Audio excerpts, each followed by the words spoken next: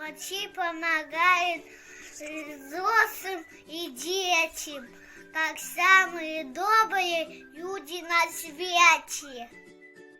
Всем, кто служит медицине, от души хочу сказать слово главное спасибо и здоровья пожелать. Сегодня я вам расскажу, как от коронавируса.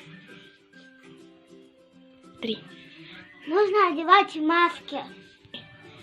Нужно одевать перчатки, где много людей. 3. Нужно пользоваться антисептиком. Нужно делать важную уборку. 3.